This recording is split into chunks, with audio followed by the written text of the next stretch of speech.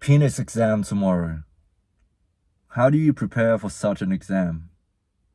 Easy, spending a lot of time in front of the mirror, looking up images on the internet, and reading through your human anatomy and physiology textbooks. As I was going through these images, I realized, hey, I don't really have the same parts. And there are some parts I didn't even know that I possess. Looking through these photos, and some of them, they don't look anything like mine. Have you had that trouble before? You look at your parts and then you look up the anatomy of a person who supposedly have the same anatomy as you, and you realize you don't exactly have the same thing. Isn't that bizarre? Generally, you do have the same thing. But sometimes you look at these images and you realize, hey, I don't even know I have these parts. And mine doesn't look like that. It probably doesn't make any sense. And by the way, it's not just a penis exam. It's the whole body exam. So all of the body systems, you need to have a basic understanding of. By the way, my ear is still stuffed. So as I'm speaking this, my voice is reverberating inside my head and it's driving me mad. It's like, generally I have a couple of voices in my head, and now I have another one, a very salient voice.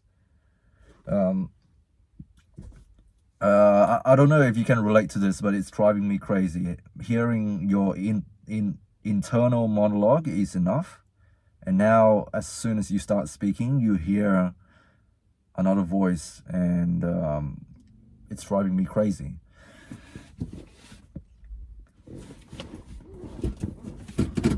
Yeah, sometimes you realize the textbooks, they don't do a very good job of portraying the anatomy on an individual level.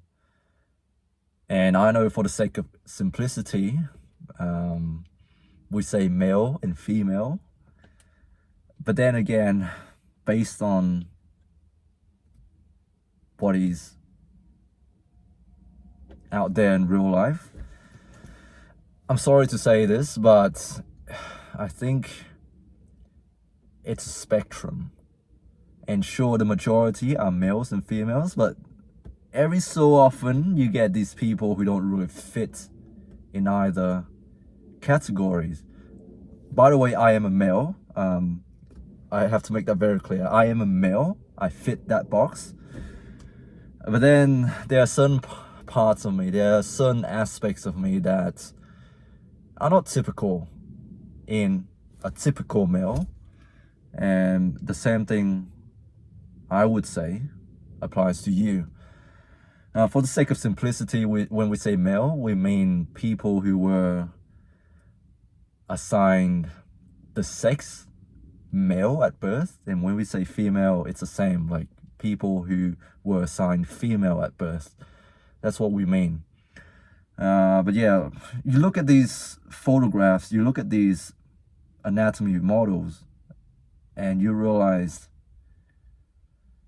whether these models are meant to represent the norm, or whether these models are more jacked up version of the human body. I realize that I don't relate to any of these models. I don't look like any of them. Real talk. I don't look like any of these anatomy models. I don't have perfectly developed deltoid muscles. And some of the ratio as well. Like anyways, I'm going off topic. What is even the topic? The penis. There are many names for the penis, and I don't want to say all the terminologies because I might get fired from. By the way, I know my videos are monitored by HR, and if you're watching this, this is personal. This has nothing to do with my job, and I'm not using my expertise to, I don't know, using my title to spread misinformation. This is more from a personal point of view that I'm learning this for myself and I'm sharing what I've learned and I stand corrected. If what I've said is wrong, it's not meant to be taken as, a scientific study that I'm boldly claiming that what I'm saying is the right things. It's purely personal. There are many terms for the penis. And for the longest time, I don't know why, the name Richard, people shorten it to being Dick. Like, what is the similarity? Like, I sort of get it if it's, Timothy and people call them Tim. I'm going off topic here, but I'm Bob, but my name is Khoi. But anyways, I don't get how you get Dick from Richard. And for those of you who are linguists who study the etymology of words, and you might be able to explain this, but I've looked it up, and apparently Richard is shortened to Rick, and Rick rhymes with Dick, and so that's why Richard is Dick. There are a couple of other names for the penis. Richard, no, not Richard. Sorry, Willie. Oh man, I'm losing my mind. Willie, Dong, Schlong, which is a Yiddish term. It derives from Yiddish, which means a serpent. So Schlong, it makes sense. And let's talk about the female parts. Do you know why it's called a hysterectomy when women get their uterus removed? Hysteria. That is the female part, hysteria. And people use this word when they say a person has gone crazy or they are being hormonal, because that's what hormones do to your body. And being a woman, having these fluctuations in hormones, sometimes during menstruation, women tend to have these, emotions. And that's where the term came from, hysteria, being overly emotional. I'm sure there are other explanations for why it's called, why the uterus is called hysteria. I don't know. That's what I've gathered. And you know why your balls are called testes? Because it comes from, I think it must have come from, these two words, they had the same origin. Testimonies. So, when you have your testimony, when you say something and, it becomes your testimony, it's a serious oath, like when you say your testimony, you're swearing on behalf of whatever. And correct me if I'm wrong, but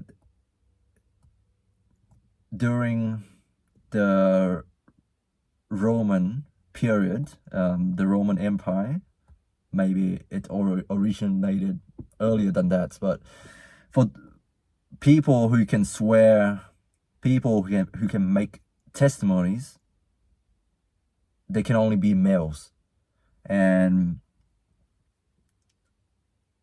there used to be this practice of, hands on your testes to swear allegiance or to make a testimony. That's why it's called testes.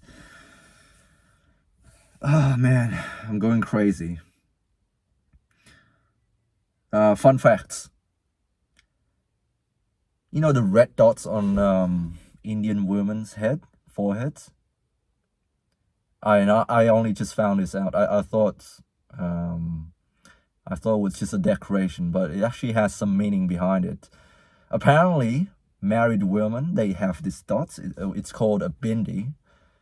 I don't know if I'm pronouncing it right, but it's to signify that they are married and to show their devotion towards their family. And it's also a sign of wisdom. You know, when people mark the forehead with the red dots, it shows wisdom. And then in some culture, Southeastern culture, it actually symbolizes or signify their strong marriage. And I don't think there is an equivalent here in the West. You know, women, they don't wear their burqa, or, well, I guess there's a ring, but even so, it's not so clear cut nowadays. And like I said before, with the spectrum in between the two genders or sexes, I should probably say sexes rather than gender, because gender is an expression of sexual identity. So gender is something that is fluid. Well, that's what I've gathered from reading university contents and the literature nowadays. Our society is changing, and I got to move it with the time. But sexes, there's a spectrum as well. Like some people, they're born with external male genitalia, but inside hormonally they are female, or they might have an extra part. And that's what I mean by, on an individual level, we are so freaking different. But let's not go too deep into that. I realize that being in the West, it's all wishy-washy. And I hate to say this, but there is no clear sign to show that you are monogamous. There's no bindi, there's no burqa, there's nothing like that. And I'm not saying that's wrong. It's just different. And yeah, it's just fascinating to learn about different cultures. How, yeah, some cultures, there's a big emphasis on family and commitment, and in other cultures there's not so much, and that our identities are fluid. We can marry whoever we want to marry. We don't have to stay with the same person for the rest of our lives. We can have children with multiple people. We can abandon children once they reach a certain age. We don't need to have anything to do with them anymore. Once they turn 18, fuck off. Get the fuck out of my house. I'm not going to send you money anymore. I'm not going to support you anymore. Fuck off. We're just going to stay together as husband and wife until your children are adults, and fuck off. Just leave. I'm going to move on to my next conquest. You know, there's no clear boundaries anymore. I don't know why I'm talking about this topic, even though I started off with talking about the penis. But yeah, I just want to say, on an individual level, it's not so clear anymore. You know, sure, textbooks, lectures, for the sake of simplicity, we like to simplify things, we like to categorize things, we like to put labels on things. But on an individual level, man, we're all so freaking different.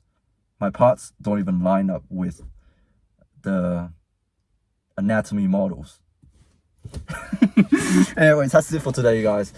Hope you guys are doing well. Stay strong. God bless. Don't think too much. I'm just going crazy. My left ear is still blocked, and I have multiple voices inside my head. Anyways, I have my exam tomorrow. Wish me luck. I'm still learning. There's still lots of things I don't know, and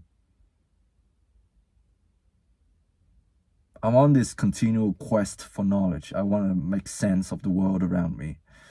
And I know that these models, the things that is being taught to me, is not 100% representative of the actual human beings out there. Everyone is a different case study.